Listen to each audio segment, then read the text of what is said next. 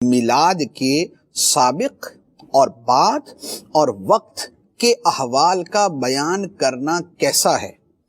تو آئیے ذرا قرآن پاک دیکھتے ہیں، قرآن پاک کا مطالعہ کرتے ہیں تو پتہ چلتا ہے کہ ان چیزوں کا بیان کرنا یہ خدا کا طریقہ ہے، یہ خدا کا طریقہ ہے۔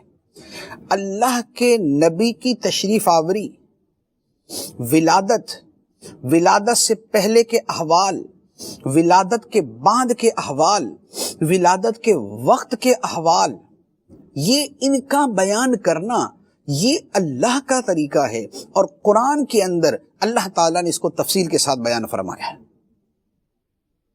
نبی پاک علیہ الصلوۃ والسلام کی ولادت باسعادت پر ہم جو کلام کرتے ہیں، آپ کسی ایک محفل میلاد کو اپنے ذہن میں رکھیں کہ مثلا میلاد کا بیان شروع ہوا، اور بیان کے شروع کے اندر بات یہ شروع ہوئی کہ نبی پاک صلی اللہ علیہ وآلہ وسلم کی تشریف آوری سے پہلے اہل عرب گمراہی میں پڑے ہوئے تھے، بتوں کی پوجا کرتے تھے، قتل و غارت گری ان کے اندر عام تھی، چھوٹی چھوٹی باتوں پر قبیلوں میں لڑائی ہوتی تھی، اور یہ لڑائی برسوں جاری رہتی تھی، اپنے سرداری کا نظام تھا، اور ایک ان کے اندر انانیت اور تعصب اور فخر اور غرور ان کے اندر پایا جاتا تھا۔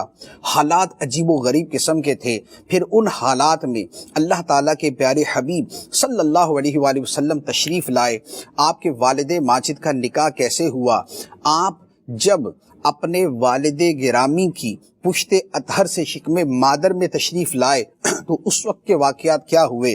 جب آپ کی ولادت باسعادت ہوئی اس وقت کن انوار کا ظہور ہوا اور کن بشارتوں کا ظہور ہوا، کیا کیا واقعات پیش آئے؟ پھر سرکار دو عالم صلی اللہ علیہ وآلہ وسلم کی پیدائش کے بعد جو بچوں کو پالنے والی خواتین تھی وہ آئیں، ان میں حضرت حلیمہ سعدیہ تھی، وہ سرکار کو اپنے ساتھ لے کر گئی، دودھ پلانے کا عمل ہوا۔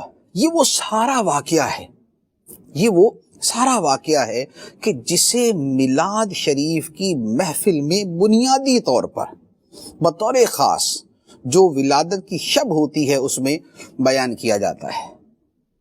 اب اس پورے سینیریو کو اور اس پورے واقعے کو آپ سامنے رکھ کے اب میں قرآن پاک کی آیتوں کا ڈائریکٹ ترجمہ کرتا ہوں، اور اس میں دیکھیے کہ کیا یہی میلاد، کیا یہی باتیں، کیا یہی احوال، کیا یہی زمانے کی صورت یہ اللہ تعالیٰ قرآن پاک میں بیان نہیں فرما رہا؟ میلاد عیسیٰ کے معجزات، میلاد عیسیٰ سے پہلے کے حالات، میلاد عیسیٰ سے بعد کے حالات کیا ہیں؟ اللہ تعالیٰ قرآن میں فرماتا ہے، سورہ مریم کی آیت نمبر 16 سے لے کر آیت نمبر 34 تک، 34، یہ سب آیتوں کا میں آپ کے سامنے ترجمہ عرض کرتا ہوں۔ اللہ تعالیٰ فرماتا ہے، اور کتاب میں مریم کو یاد کرو کہ جب مریم اپنے گھر والوں سے ہٹ کر ایک مشرقی مکان میں چلی گئی اور وہاں جا کے انہوں نے ایک حجاب کر لیا، تو ہم نے مریم کی طرف اپنی طرف سے ایک خاص روح جبرائیل امین کو بھیجا۔ جبرائیل امین ان کے سامنے ایک جوان مرد بن کے ظاہر ہوئے۔ حضرت مریم نے کہا کہ میں رحمان کی پناہ مانگتی ہوں تجھ سے، اگر تو اللہ سے ڈرنے والا ہے۔ جبرائیل نے جواب میں کہا کہ میں تو تیرے رب کا فرشتہ ہوں، بھیجا ہوا ہوں، میں تو اس لیے آیا ہوں تاکہ تمہیں ایک پاکیزہ بیٹا عطا کروں۔ حضرت مریم نے جواب دیا کہ مجھے بیٹا کیسے ہو سکتا، میرے ہاں اولاد کیسے ہو سکتی ہے؟ مجھے تو کسی مرد نے چھوا نہیں، اور میں معاذ اللہ کی بدکار عورت بھی نہیں۔ حضرت جبرائیل نے جواب دیا، ایسا ہی تیرے رب نے فرمایا ہے، اور یہ تیرے رب نے فرمایا کہ یہ مجھ پر بڑا آسان ہے، اور ہم عیسیٰ کو بغیر باپ کے اس لیے پیدا کریں گے تاکہ ہم اسے ایک نشانی بنا دے لوگوں کے لیے، اور ہماری طرف سے یہ مہربانی ہو، اور یہ وہ فیصلہ ہے جو کر دیا گیا ہے۔ حضرت مریم رضی اللہ تعالی عنہا حاملہ ہو گئی، اور حضرت عیسیٰ علیہ السلام کے حمل کے ساتھ ایک دور کے مکان میں چلی گئی۔ جب ان کی درد ذیل ہوئی تو درد ذیل ان کو لے گیا ایک کھجور کے تنے کے پاس۔ حضرت مریم اس وقت بولنے لگی، کہنے لگی، اے کاش کہ میں اس سے پہلے مر جاتی اور میں بھولی بسری چیز ہو جاتی۔ تو جبرائیل نے ان کو نیچے سے ندا کی کہ اے مریم غم نہ کر، تیرے نیچے اللہ تعالیٰ ایک ندی کو جاری کر دے گا، اور جس درخت کے پاس تو بیٹھی ہے اس کے تنے کو ہلا، تیرے اوپر تر کھجوریں گریں گی، تو کھا اور پی اور آنکھیں ٹھنڈی کر، اور تجھے اگر کوئی بندہ نظر آئے تو اسے کہہ دینا میں نے رحمان کے لیے روزہ رکھا ہے، میں ہرگز آج کلام نہیں کروں گی کسی انسان سے۔ پھر حضرت مریم حضرت عیسیٰ کو لے کر اپنی قوم کے پاس آئیں اٹھائے ہوئے۔ لوگوں نے کہا اے مریم یہ تو نے کتنا برا کام کیا، اے ہارون کی بہن تیرا باپ تو برا نہیں تھا، تیری ماں بھی ایسی نہیں تھی۔ تو حضرت مریم نے اشارہ کیا حضرت عیسیٰ کی طرف۔ لوگوں نے کہا یہ جو جھولے میں بچہ ہے ہم اس سے کیسے بات کر سکتے ہیں؟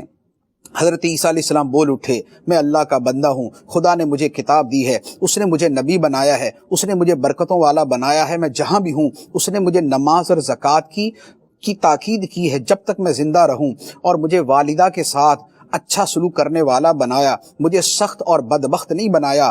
سلام ہو مجھ پر جس دن میں پیدا ہوا، جس دن میں فوت ہوں گا، جس دن میں دوبارہ اٹھایا جاؤں گا۔ اب یہ سارا میلاد بیان کرنے کے بعد اللہ تعالیٰ فرماتا ہے ذالک عیسی بن مریم، یہ ہے عیسیٰ بن مریم۔ اب آپ دیکھیں کیا ولادت کا تذکرہ اسی ترتیب اور تفصیل کے ساتھ نہیں چلتا آ رہا کہ کیا کیا ہوا؟ حضرت مریم کے ساتھ جبرائیل امین آئے اور آپس میں گفتگو ہوئی، پھر حمل ٹھہرا، پھر اس کے بعد جو ہے وہ پریشان ہوئی، اپنے دل کے اندر جو ہے وہ تمنائیں کر رہی تھی، پھر اس کے بعد پیدا ہوئے، پھر لے کر قوم کے پاس آئے، قوم نے باتیں کی، لوگوں نے سوالات کیے، حضرت عیسیٰ علیہ السلام نے اسی بچپن میں جواب دیے، اپنی شانوں کو بیان کیا، اپنے یوم ولادت کے اعتبار سے اپنے اوپر سلام کہا، اور اللہ تعالیٰ نے فرمایا یہ ہے عیسیٰ بن مریم، یہ ہے محفل میلاد عیسیٰ علیہ الصلاۃ والسلام۔